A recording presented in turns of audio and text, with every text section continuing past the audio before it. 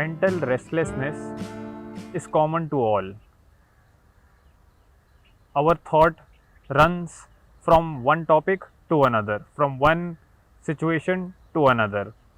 At times, we find ourselves thinking a lot, which is overthinking, and at times, we find that we have absolutely no control of our thoughts, and we go on into this loop, a cycle of thoughts which is circular. We find ourselves thinking about the same thing again and again, again and again, and there is absolutely no respite from this mental cycle that we put ourselves in.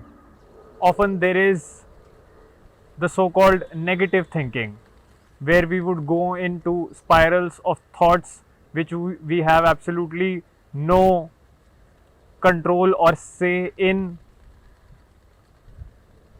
and it would paralyze us. It would have a total control over our mind, and this spiral of so called negative thinking would send us in a loop, and we might just end up having a sort of mental breakdown. A lot of times, anxiety is also similar to this, where we are too anxious because one thought after the other, one chain of thinking after the other continues to haunt us, pester us, and we seem to have no idea how to deal with this mammoth which is our own mind, how to get around our own thinking which is uncontrollable.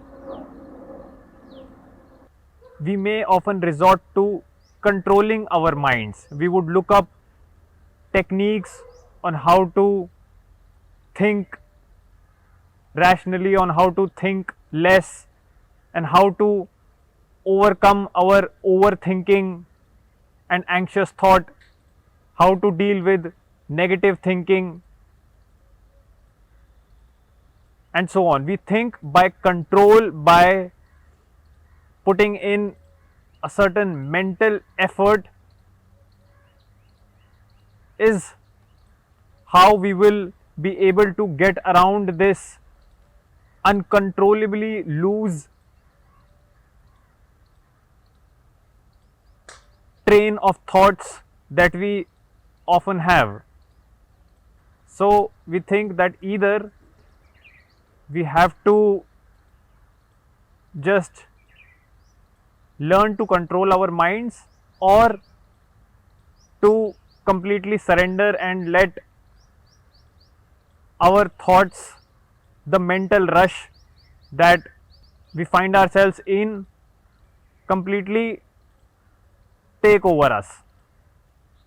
So either we put in efforts on how to control our own mind and how to shape our thought so it doesn't run loose, or we have absolutely no idea on how to deal with this, with the problem of overthinking and anxiety, and so we do nothing about it and let it be as it is. This continuous mental activity that we indulge in gets so taxing that we think thinking in itself is a curse. Thinking in itself is something bad and so arduous, so difficult, that the way out of it, the way out of this spiral of thoughts, lies outside, lies in a physical activity or a mental stimulation which would stop our uncontrollable train of thoughts. We think by doing things outside, we would be able to establish some sort of rest ease inside. But that is the funny thing here, that is a little paradox here, that the way out of this uncontrollable thinking, the overthinking, our anxiety, is through thinking, would go through thinking and get us out of it. Because on the surface it may look like our problem is thinking, but that's not the case. Our problem is that entity, that inward environment that we have created for ourselves, which gives birth to all this uncontrollable mental activity. There is no self understanding within, there is no established ground within of who I am, which gives rise to all this running around that the thought does. The mind is restless, the thought will go on to 10 different things, would think about 100 different topics, and would not found and will not find rest anywhere, because where it finds rest in is within, and within us we have done no work or haven't established any ground on which our mind, the thought, can rest. So it is through thinking alone that we will get out of this loop of uncontrollable thinking. The mind will wander around, the thought will run around, but the running around and all the wandering itself suggests that it is looking for something.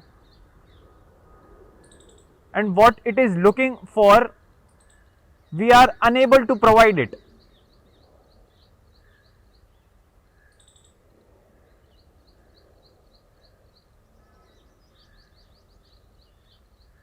And so the activity may look the same of overthinking and actually thinking, but the two are as different as it can be. It is like when we nervously shake our leg, we do move our legs, but we don't go anywhere. And when we walk, we do move our legs, and it is through the act of walking we reach somewhere. And so this activity of nervous shaking of the leg and walking does involve movement of the leg, but these two movements of the legs are absolutely different. On the surface they may look like similar movement because it is the leg which is actually moving, but actually the result of the two is absolutely different. Movement of the legs in walking leads us somewhere, while when we move our legs nervously, this is an activity which goes on and leads nowhere.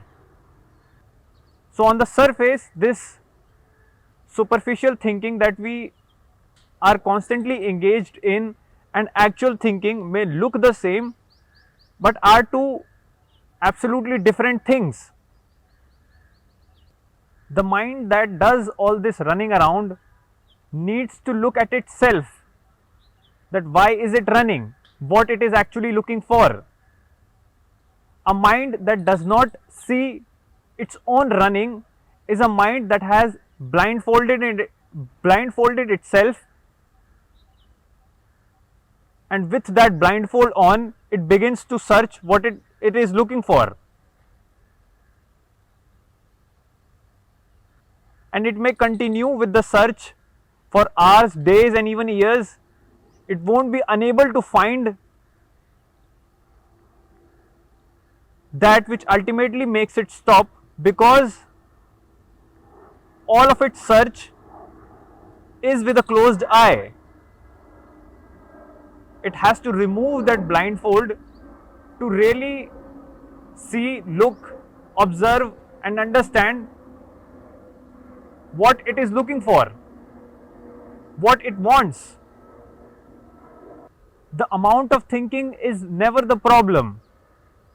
Who we think as becomes the problem. All the restlessness of the mind comes from the content that it has accumulated from the past. Everything outside of us acts as a stimulus for the mind to come up with the reference from that accumulation that it has done in the past, and from that accumulation it responds to the outward stimuli. And this cycle of looking outwardly and then responding to that through the content of its own past will never stop, because it is circular and it would lead nowhere. So one has to attend, one has to observe the meandering and the running around of the thought, and not become the thought and do the running around. One has to see and let the mind wander and go with it, see where it takes you, see what it wants. Go to all the places within that it wants to take you, and understand its working. Sit in that one train of thought and see where that train takes you. What does it want at the end of that ride?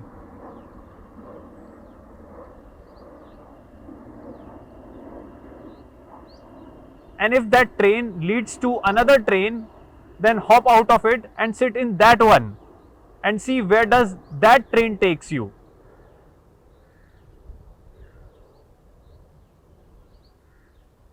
Let every thought come to its own completion. Let every idea unfold itself in front of you and see what it contains. And often it may not be the thought, it would be a feeling, it could be a feeling. See what does that feeling entails. How has this feeling risen within you?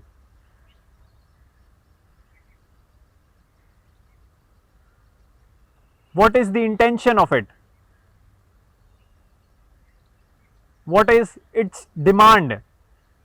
What it wants you to do for it? Look into it. Understand that feeling, explore. In blindly following our own thoughts and feelings, we might go nowhere and keep on with that circular loop which tires us or exhausts us at the end of the day. We have to open our eyes to the thoughts and feelings that arise within and see where do they take us, where do they lead us to, and if there is an end to them. When we attend to all our thoughts, feelings, the meandering of the mind, we allow them to tell us their story. We allow them to show us what they are about, what they entail. This exploration and search then establish a ground within us, and it is in this ground, this depth, where we can finally find any respite from the mental unrest that goes on.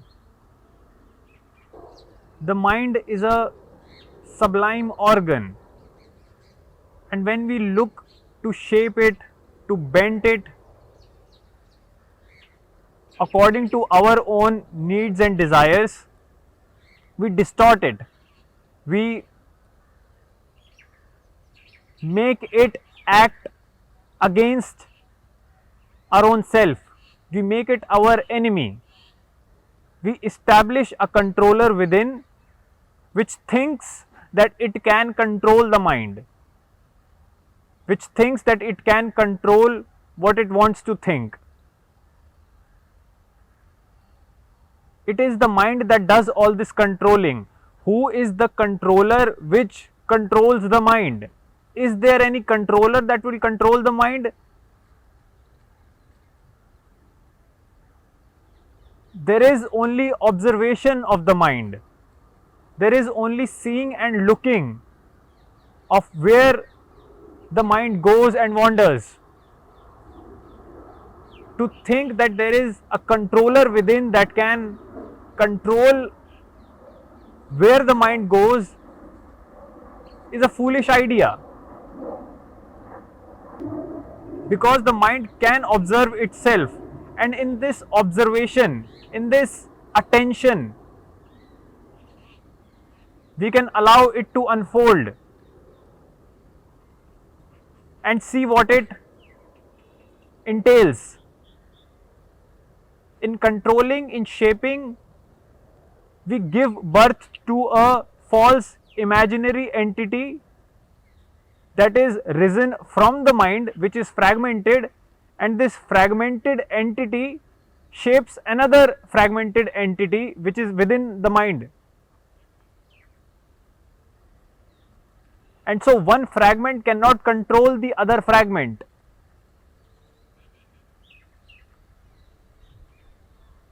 One thought which is that it wants to control cannot control the other thought. The controller is in itself a thought. So how can that thought which says that it is the controller control the other thought?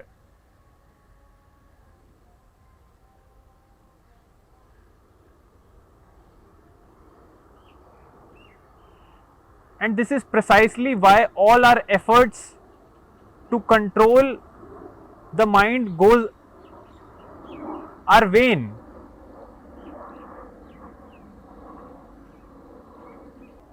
They are bound to fail, because we are putting one fragment against the other. We are putting one thought against the other. The thought cannot control the other thought. In observation, in attending, allowing the thought, the mind to flower, we can understand it, and through that understanding we can provide it the rest that it requires. And from this rest, any actual deep creative thinking can begin, and that is where we will finally begin to walk, because all the time we are nervously shaking our legs, thinking that we are moving somewhere, going somewhere, but what we are doing is just sitting at one place, moving and going in circles. We have never walked.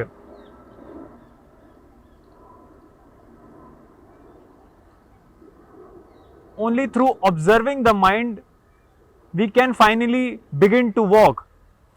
We can finally think. All this hyper mental activity that does not seem to rest and is continuous throughout the day 24/7 is the result of the absence of that ground within that we haven't worked for. When we observe, when we attend to our thoughts, to our thinking, the feeling that arises within, in this observation and looking, we begin to build that ground around which the restless mind and the meandering thought can finally come and be at rest. And through this ground, we give our thinking a certain quality, a certain depth that can penetrate further into life, that can explore, that can begin to inquire within itself and outside too. Our mind and all the thinking that it does is not our enemy.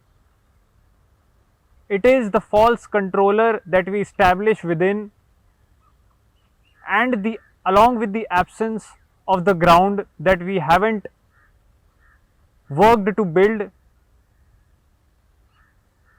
gives birth to all the restlessness and anxiety. We suffer not because of our mind or the uncontrollable thoughts. We suffer because we do not want to look at them.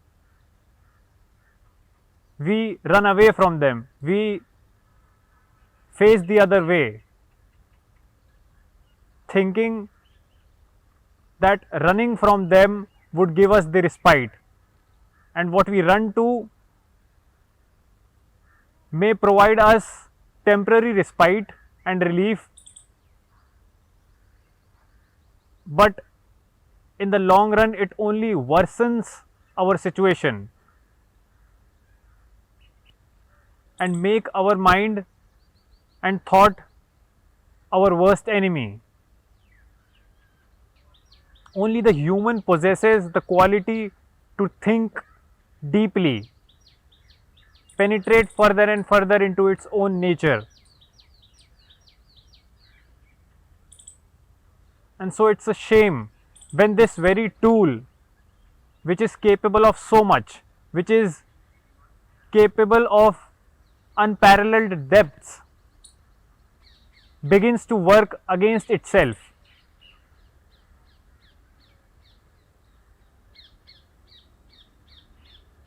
Because of its own unwillingness and lack of interest to learn about itself.